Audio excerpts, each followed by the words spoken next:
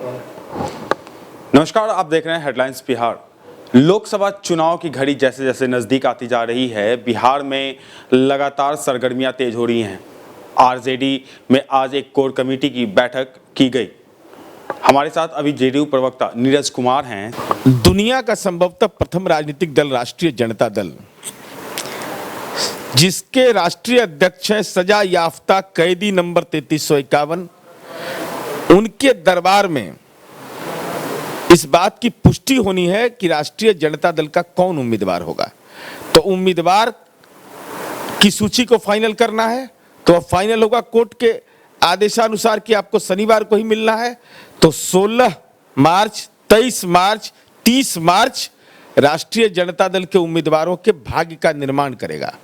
लेकिन इसी बीच एक महत्वपूर्ण सलाह हम दे रहे हैं, अकारण कि चूंकि लालू प्रसाद का राजनीतिक कुसंस्कार रहा है कि बिना लिए हुए कुछ देते नहीं हैं, तो जो संपत्ति दीजिएगा उसकी घोषणा कर दीजिएगा, साइलेंट डील करिएगा, ऊपर भी करिएगा। चूंकि अब बैंकिंग सिस्टम बहुत मजबूत हो गया है, कहाँ से ट्रांजैक्शन हुआ है, तो साइलेंट अगर कुछ डील हुआ है अंदरूनी, तो उस डील को भी पब्लिक डोमेन में ले आइए।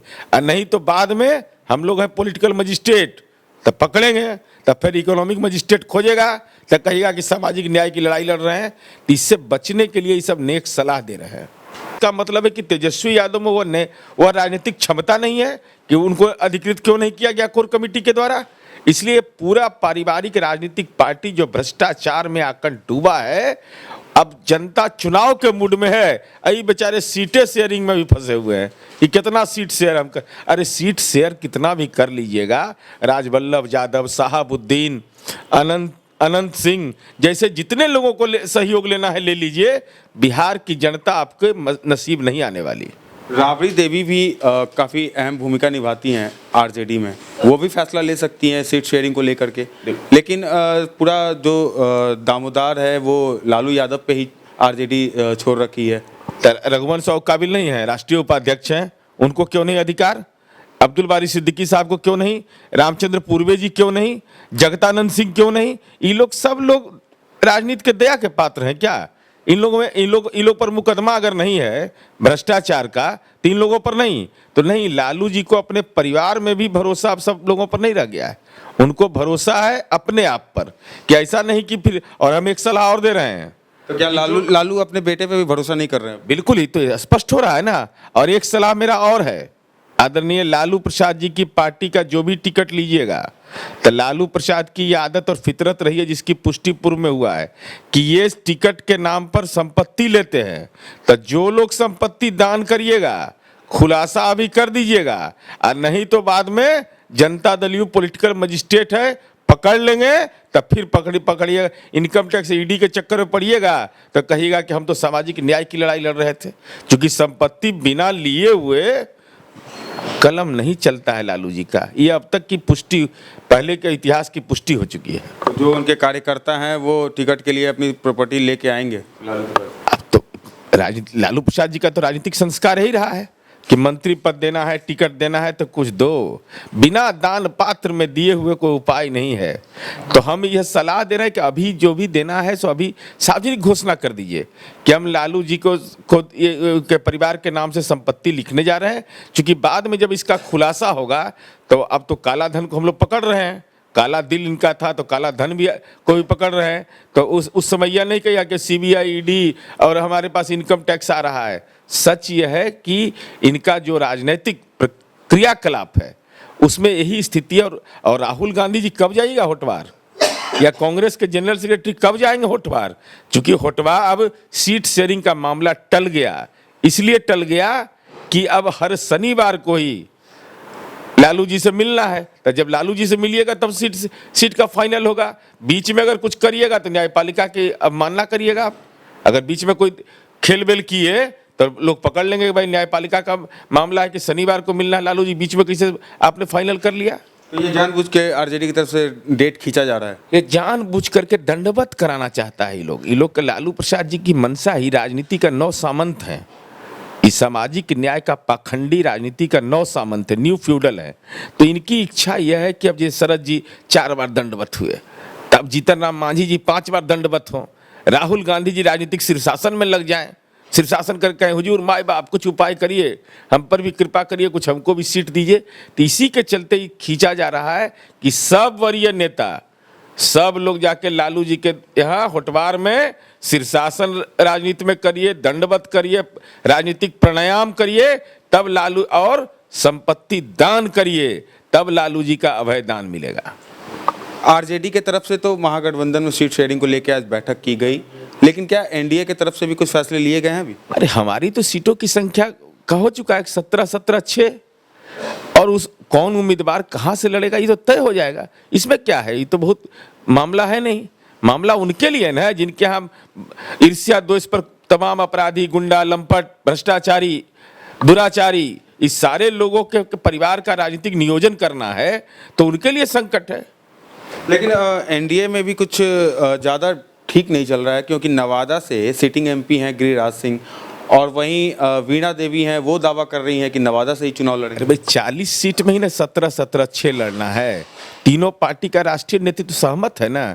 हम तो एक साधारण कार्यकर्ता है पार्टी के कार्यकर्ता को यह अधिकार नहीं है सीट तय करने का, वो नेतृत्व को तय करना है। लेकिन दावे तो किए जा रहे हैं वीणा देवी। दावा तो कोई भी कर सकता है, दावा करने का किसी को अधिकार है, लेकिन जब गठबंधन है तो गठबंधन के शीर्ष नेता ही इसको तय करेंगे।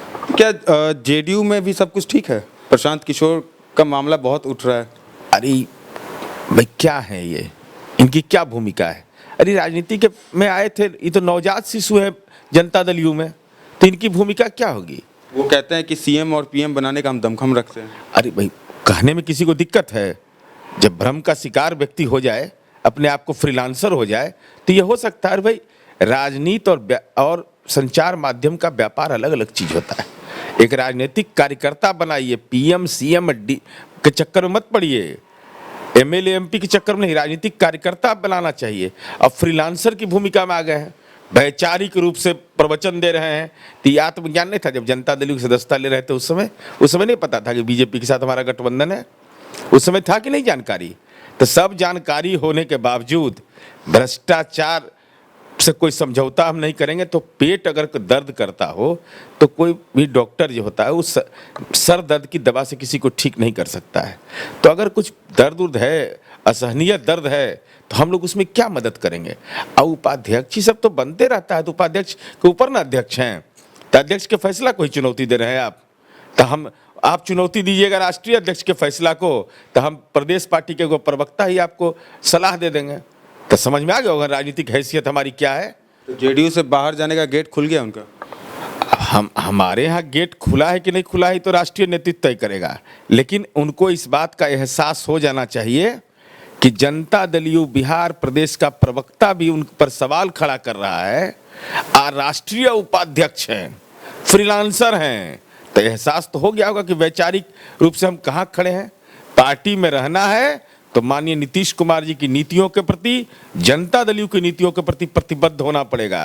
लेकिन प्रशांत किशोर ने कहा है कि 2017 में जब नीतीश कुमार सरकार से निकले थे तो उन्हें चुनाव में जाना चाहिए था। तो ये सब ज्ञान कब हुआ है? 2019 में जाके ज्ञान हो रहा है, फरवरी महीना में। ये तो ज्ञान होना चाहिए था पहले, मार्च में ज्ञान हो रहा है इनको। जब जनता दल यू की सदस्यता लिए थे तो उस समय हमारा गठबंधन किससे था? शिवसेना से था गठबंधन कि भारतीय जनता पार्टी से था? तो जब भारतीय जनता पार्टी के साथ हम गठबंधन कर रहे थे, राजनीतिक मौरी पहन के राष्ट्रीय उपाध्यक्ष बन रहे थे, तो उस समय नहीं जानकारी था कि हम पार्टी के राष्ट्रीय उपाध्यक्ष हैं और हम जो बीजेपी के साथ सरकार चला रही है। जनादेश किसको कहते हैं? जनादेश जनता के लिए होता है। जनता का जनादेश क्या था? माननीय नीतीश कुमार जी जनादेश थे, और 7 निश्चय था, वो बदल गया। तो राजनीति की व्याख्या जो होती है ना, ये लोग हवाई फ्रीलांसर हैं, वैचारिक रूप से सलाह दे रहे हैं। इसलिए मेरा अनुरोध होगा कि वैचारिक सलाह से अच्छा है कि नई पीढ़ी को वैचारिक रूप से प्रतिबद्ध करिए। जो राजनीति में पॉलिटिक्स विद डिफरेंस, जो नीतीश कुमार जी का यूएसपी है, उस पर कायम रहे। तो क्या प्रशांत किशोर अब लालू के लेंटेन की लॉ बढ़ाएंगे? अब देखिए, अब जो विपक्ष का आरोप था उनके मंतव्य से उसी की पुष्टि होती है। तो कौन किसके साथ खड़ा है ये तो उनको तय करना है।